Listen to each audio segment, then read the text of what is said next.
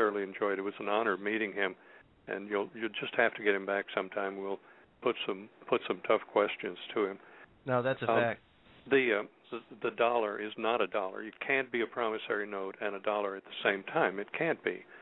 I've seen people go into court and the judge will reprimand them and fine them for crossing the white line in a road.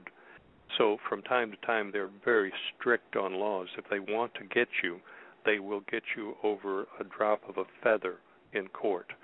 But here we have countries revolving and borrowing pieces of paper that nobody can define what they are. Nobody knows what an American greenback really is. Even the Fed can't define it. I still challenge everybody to go to their banks, call the Fed, and find out what the legal definition of the word note is. And that is the basis for everything we're talking about. If you can't define what the piece of paper is, and you're working all your life to acquire these pieces of paper, there's something mighty wrong with this. Sure. Don't you think, Joe? No, I think so. And is my sound any better, Griff? You're still clipping a little bit, but you're perfectly understandable. Okay. Well, knowing that and knowing that we have we're on borrowed time, it seems to me that there's going to be a whole lot of suffering going on when this inflationary type scenario kicks in. And I do believe it's inevitable. Of course, it's only one of many scenarios that could have a detrimental effect. But what do you think that people should be doing to get ready at this point if they haven't started yet? Well, you can't automatically click your mindset into the right mindset if you haven't had the life experience, and there's no way you're going to get the life experience in a matter of weeks or months. It's just not going to happen. I think we're right up against it. We're running out of time.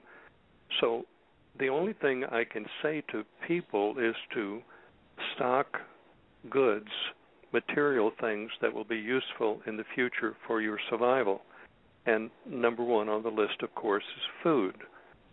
You need shelter, you need food, you need water, the most important things. Many people, it will take all of the wherewithal they have to get the food, and they will run out of money. You can drop $10,000, $15,000, $20,000 on food alone, on freeze-dried food. Freeze-dried is the long-term storage. It'll last 25, 30 years, but it is very pricey. And I don't know that we have enough time left. We've been saying this for years and years and years, and now we're right up against the wall on it. The Alta report is still calling for a major downhill turn November 8th through the 11th. And it goes for 90 days, almost on a, well, I started to say straight down, but it's a pretty steep slope. And he is still of the opinion that it could very well be the Third World War. The war started with Israel, Iran, and then spreading. Now, other prophecies are calling for that. It's amazing how many people are looking in that direction. And if that happens, you're going to have the problems of global war on top of the monetary collapse. I know of nothing in history that will be like it. There is nothing, absolutely nothing in anyone's history on the face of the earth that will compare with what we're coming into. When all goods stop, there's not going to be anyone coming to the aid of the United States. We will be here and have to fend for ourselves. We will have to recreate society if we are allowed to, because other countries pretty well own us. We've been given away by our leaders. Our leaders have effectively given us to China, number one. China owns most of the United States. We've allowed our leaders to do that. We are approaching a time when we have nothing, as a people, we have nothing to lose if we are still law-abiding and go along with this absolute foolishness that's been put upon us. We could die. Our society could die, and the people could die. The people along the Gulf Coast are sitting down there being poisoned as we speak. And they're sitting there, and they're sitting there, and they're doing nothing. And they're breathing poison, the atmosphere. Their water is soon to be contaminated, and they're sitting there doing nothing. They should be acting, and the rest of the people in the United States should be acting, but they won't. They're comfortable where they are. The axiom in law is people do what they want to do. They don't want to fight. They don't want to get out of the comfort of their familiar surroundings, and they sit there, and they too will be in trouble. I agree. I mean, but if you think about it, how many people actually aren't? They're in a situation that's perilous. I mean, already, if you think about it, especially in the population centers, it's not going to take long if this hyperinflationary scenario or any other of these scenarios that we've talked about in the past kick in for there to be really a rampant degradation of the whole structure, the whole societal structure. And I think that people need to understand their limitations and start understanding the situation now. I mean, it's to me, it's common sense, or it's not as hard to see as a lot of people think. And if you just open your eyes, you can see this cannot continue to go on. It has to stop. It has to end. The question is, where does it go when it does? What do you think, Riff? It's never happened before. There is no precedent. I immediately, being in the South, I immediately think of 1865 when the South was destroyed. The homes were burnt. The food products were stolen out of Southerners' homes. They were devastated. Their cattle was killed and stolen. It was devastation all the way as Sherman marched to the sea, to Savannah. Devastation. But that's going to be child's play compared to what's coming. There'll be no one to bring products to us to support us. There'll be no source of medicines, of clothing, of shoes, of food. Our food sources are being contaminated right now. Sure. And we are slowly and faster degrading as a country, as a people. Now, here's a question for you, Griff. A question from the chat room, and it's a damn good one. And I don't have an answer for it. Maybe you have a better answer for it. But it says, should we purchase something that has to be financed? What will happen if the dollar goes down? Will we owe, or will it be forgiven? What do you think? That's a tough one. This may be a serious answer, and it may be just a frivolous answer off the top of my head, sure, whichever one you choose. But if you lived in the Gulf, I think those people are going to have to evacuate down there sooner or later. And if millions of people evacuated, you'll never be able to find them.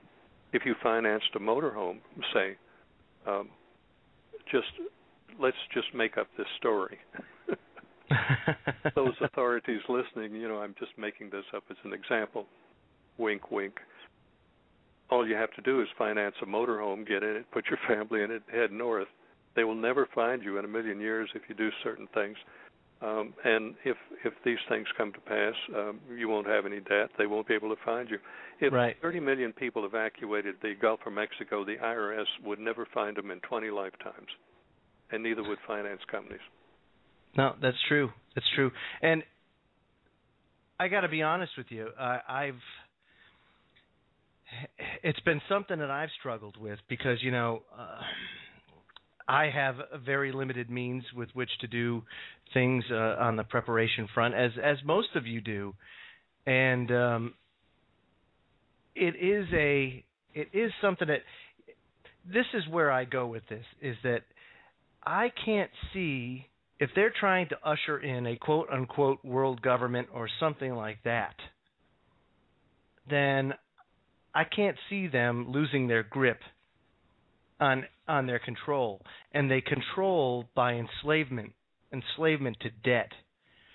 So somehow, some way, I can't see that it would be forgiven and then everybody gets around and holds hands and sings Kumbaya. You know what I mean? So it's almost too good to be true, if you know what I mean. It's one of those, if it sounds too good, it probably is too good.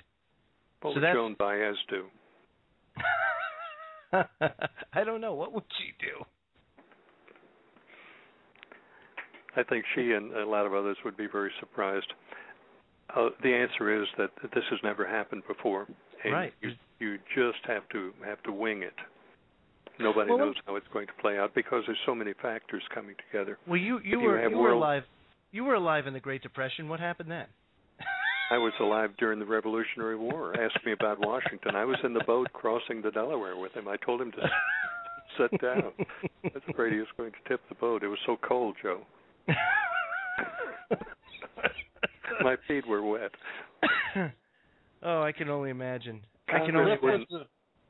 Congress wouldn't allocate more money. Yeah. John? I didn't hear you. Griff, you were the translator between Washington and the Hessians, right?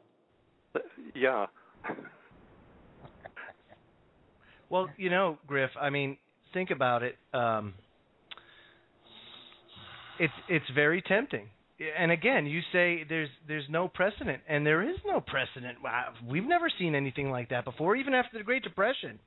People's debt wasn't just arbitrarily forgiven, So that's just it. Could it be? Absolutely, it could be. But you didn't have a collapse during the Depression. You no, just didn't you're right. have that collapse. We're talking about a meltdown. Right. Something that hasn't been seen in the history of this country for sure. And then you put the other events on top of that, and it turns into just an awful, miserable situation. Yeah, I don't know. And a question from the chat room is, when you say heading north in a motorhome, how far north are you talking? And I guess that maybe that relates to how far north do you have to be to get away from the Gulf without any fear of health or any, I don't know. What, Gen XXR, if you can, kind of clarify that question a little bit, because I don't know where you're going with that. Well, we don't know the answer to that. We just don't know. It just depends on how the Gulf is going to play out. The Gulf is not over yet. It's still just as lethal as it was. They haven't stopped that oil coming up out of that water, and they're still spraying the poison. Where were they last time? 40 million gallons of Corexit. Next it'll be 50 million, 60 million, on and on. Just don't know the answer to that, but you're safer the further north you go. I moved years ago up to the northern part of Michigan, right on the Canadian border, and bought property up there. And even there, you have to switch you trade off one problem for other problems. Every time you move, you trade problems. You go into unknown territory. So even that is not an absolute safety situation for you. Mm-hmm. But how far inland do you think? We just don't know the good answer to that. How far inland do you think you need to go? I mean, what would you say? People have asked me that. I did Pastor Butch's radio program the other night, and a lot of people wrote to me, and I'm still answering those, returning phone calls and so on. And the number one question is, where should we relocate? There was one man in San Diego, California, and I talked to him on the phone, just a delightful man.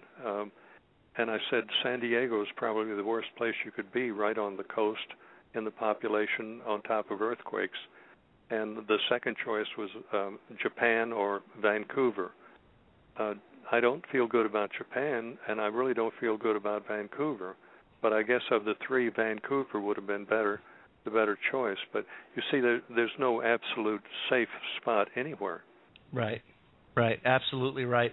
Hey, Griff, we got some callers in queue, and I'd like to get to them with about 30 minutes left to go. And folks, at 10 o'clock Eastern, stay tuned for Trevino One's show. Again, 10 o'clock Eastern. He'll be following us directly after us, 10 o'clock Eastern, Trevino One. But I want to go to our friend Brian in South Carolina. Brian, you're live on the show. Welcome back, buddy. Hello, this is Joe. Did I get that right this time? Yes, hey, you're all right, man. You're learning. I get you and John confused. Hey, AC, how are you doing? Hello, Brian. I had a story I wanted to tell, and I'm not trying to cause